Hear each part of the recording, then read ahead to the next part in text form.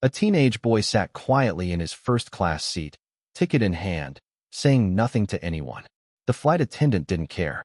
She glanced at his clothes, simple hoodie, jeans, worn sneakers, rolled her eyes, and within seconds, accused him of stealing the seat.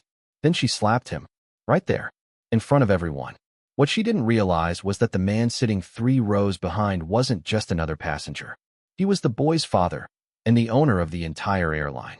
He was just 16, sitting quietly near the boarding gate with his caretaker, a kind, soft-spoken woman named Yvonne, who had been with the family since he was a toddler. His name was Jordan Hale. He wore basic clothes, a navy hoodie, black jeans, and kept his head down, scrolling through his phone. This was his first flight without either of his parents. Though calm on the outside, he was nervous.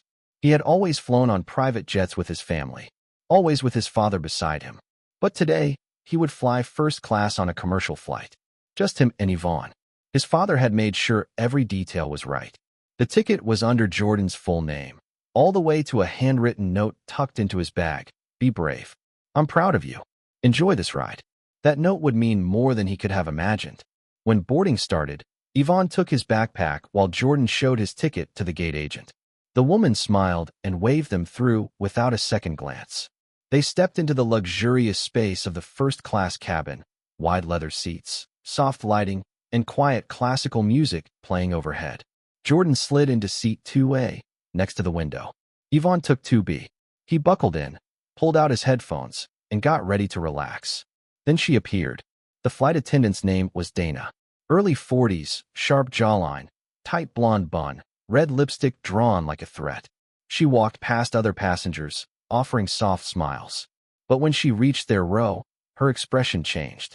Cold, suspicious, calculating. She looked straight at Jordan. "Is this your seat?" she asked. Her tone wasn't curious. It was accusatory. Yvonne calmly handed over their tickets. "Yes, ma'am. Seats 2A and 2B. Dana didn't look closely. Her arms folded. "This section is for first-class passengers only."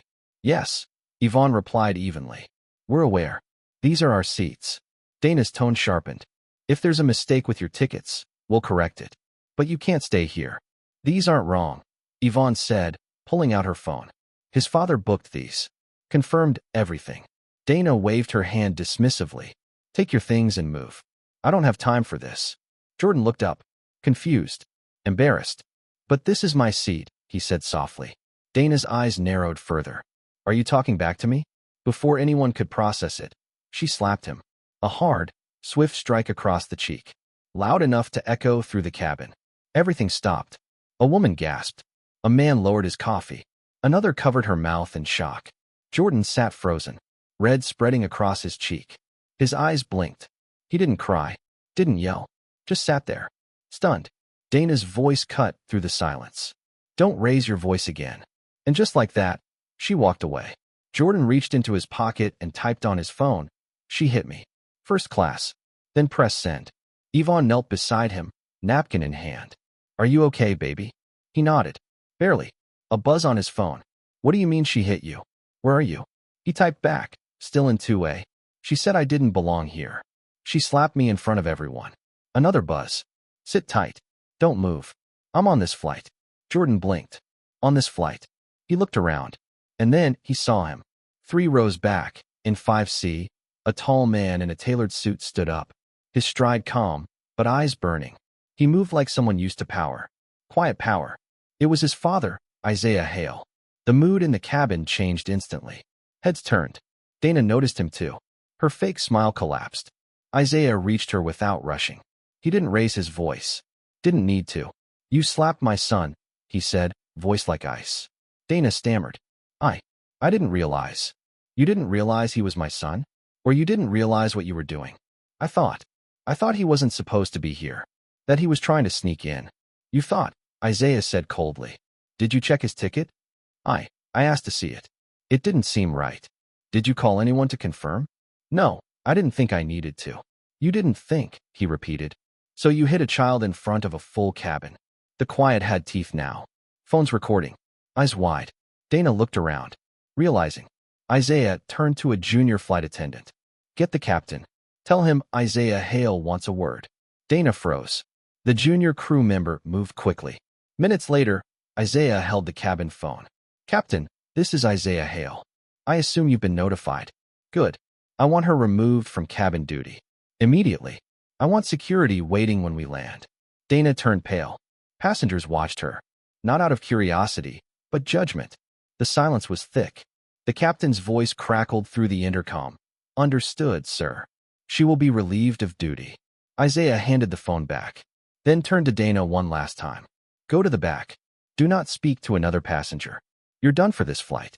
She opened her mouth, then closed it. Dragged the drink cart away in silence. No applause. Just heavy quiet. Yvonne exhaled. Are you all right? She asked Jordan. I didn't know he was on the flight, he whispered. She smiled softly. He doesn't like to announce himself. That's how he keeps people honest. Isaiah sat beside his son. His voice softer now. You handled that better than most adults would. I didn't know what to do, Jordan said. You didn't have to. You stayed calm. Told the truth. That's all I've ever asked. From across the aisle, a man in a gray blazer leaned in. Sir, I saw what happened. I'm sorry I didn't say anything. Isaiah gave a short nod. Thank you. But next time, say it sooner. The man looked away, ashamed. In the back, Dana sat alone. Her hands clasped, eyes down. She wasn't pretending anymore. No clipboard. No customer service voice. Just silence. Her fellow crew whispered behind her. She caught pieces. He's the CEO. That was his son. She had handled hundreds of flights. Dismissed passengers before. But this time, she was being watched. One of the younger attendants, Camila, leaned near her. You didn't even check his name? Dana stayed silent. Camila sighed. You didn't question the man in 3C. Cargo shorts. Socks with sandals. But you questioned him. I thought he was lying. No. You thought he didn't belong. That silence stung worse than words. In the cockpit, the captain ended his call with ground control. Security's waiting at the gate, he said. Back in 2A, Jordan leaned toward the window. Would she have hit me if I looked different? Isaiah paused. Maybe not. But what matters is, she won't do it again. How do you know? Isaiah didn't answer with words. He reached for the cabin phone again. Pull full video. Passenger statements. I want everything reviewed. The reply came fast. Yes, Mr. Hale. At the back, Dana sat rigid. Someone whispered into the cabin phone again. She didn't ask what it was about. She already knew.